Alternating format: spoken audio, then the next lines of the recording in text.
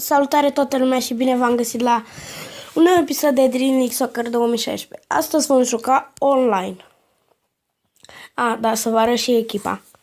În poartă cu Tătărușanu de 100, Zabaleta de 100, Piqué de 100, Ramos de 100, Alba 100, De Bruyne 100, Messi 100, Hazard de 100, Ronaldo 100, Suarez de 100, Bale 100. Da, asta este echipa noastră. Acum începem să ne găsească oponent.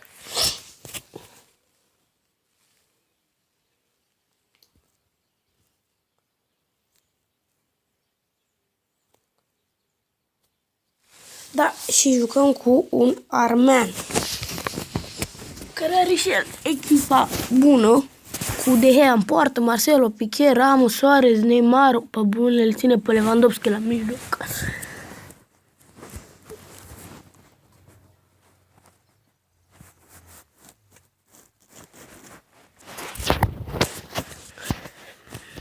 Așa.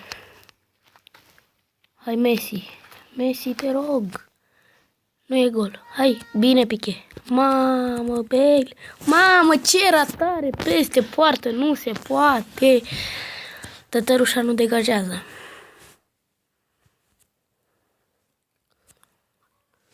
Zabaleta. Mai departe cu Suarez. Oh, Bale este prins în offside. Și Piqué, hai Piqué. Nu se poate. Nu, și cred că ne e 1-0. Apără Tătărușanu, ce intervenție, bine tătă. Și din păcate este gol. Golul lui Bale de la ei.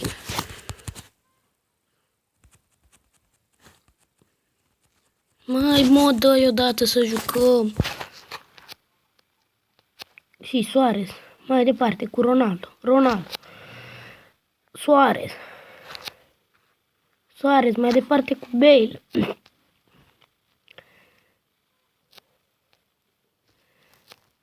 Che.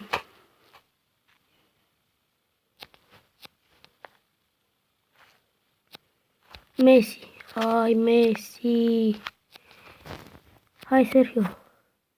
Hai, băi, dă-te, naibii de Tătărușanu. De ce n-ai degajat-o? Și este 2-0 pentru ei. Mamă, ce mă enervează omul ăsta, că nu dă o dată să jucăm.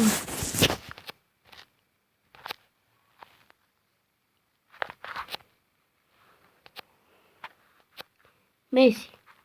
Bale, hai mă, Bale, mă, dă-te, naibii. Alba, hai Sergio Ramos.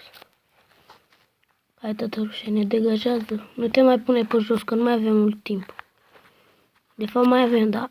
Când ești condus cu 2-0. Și acum De Bruyne, cred că va marca. Apără De Gea sau ce nu fi în poartă la ei.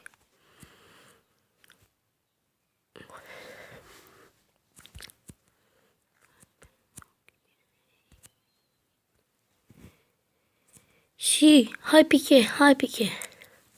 Tătărușene, hai degajează, te rog. Bine. Bale, sare la cap, câștigă. De Bruyne. Bale. Marchează, este 2-1.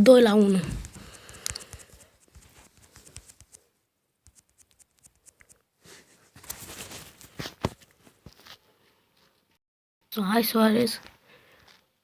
Hai mai Suarez, mă, mai cu talent. Hai De Bruyne.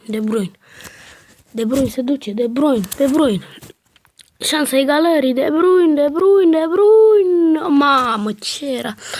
Nu se poate. Am vrut să mai întâi să pasez, dar cred că era în offside. Hai, nu e offside. Oh.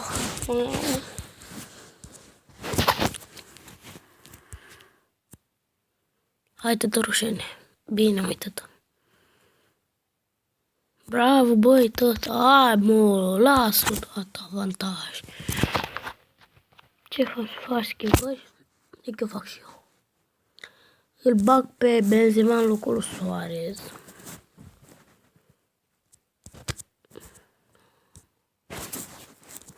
Hai Suarez. Benzema. Hai măi Benzema. Bale, De Bruyne, Messi. Messi, băi, Messi, bă. Hai, Piqué. Mamă, ce mă enervează, Piqué, băi.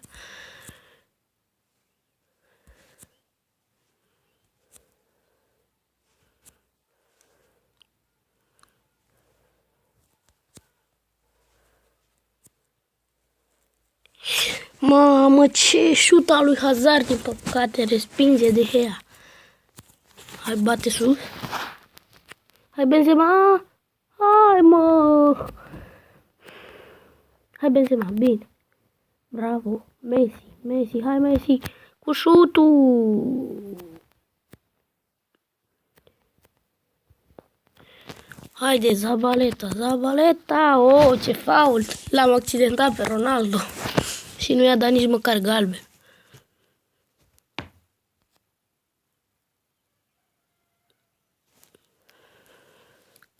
Și a făcut schimbare, l-a scos pe Ronaldo, bineînțeles că era accidentat. Haide, tătă, că nu mai avem mult timp. Și trebuie măcar să scoatem egalul. Ținând cont că am fost conduși cu 2-0. Hai, măi, Ronaldo, mă enervezi. Hai, Messi, recuperează. Hai, Sergio. Cred că e offside. Oh, ce prost e. O dă afară. Oh, e corner. Hai, mă, ce mai faci? Schimbări? Hai că fac și eu. Bag pe Silva în locul de Bruyne. Haide, hai, Bale. Messi!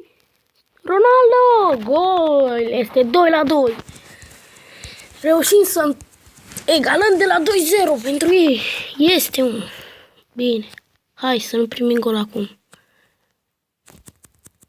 Bine, mă, hai Silva. Hai, Messi. Bine, bă, Sergio Ramos, bă. Bine, Messi. Hai, Ronaldo. Hai cu 3-2, Ronaldo. Apărea și Hazard înscrie. 3-2. Întoarcem rezultatul de la 2-0.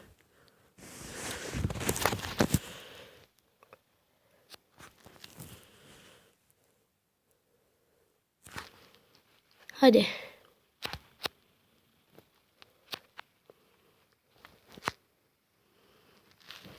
Hai, Ronaldo. Hai, Ronaldo. 4-2. De la 2-0, ținând cont.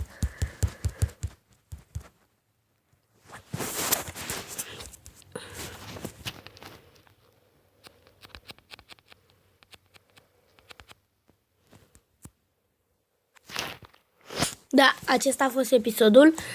Nu uitați, abonați-vă, vă rog, cât mai mulți la mine. Eu voi face astăzi niște challenge-uri cu Andrei și un crossball challenge, tot cu Andrei.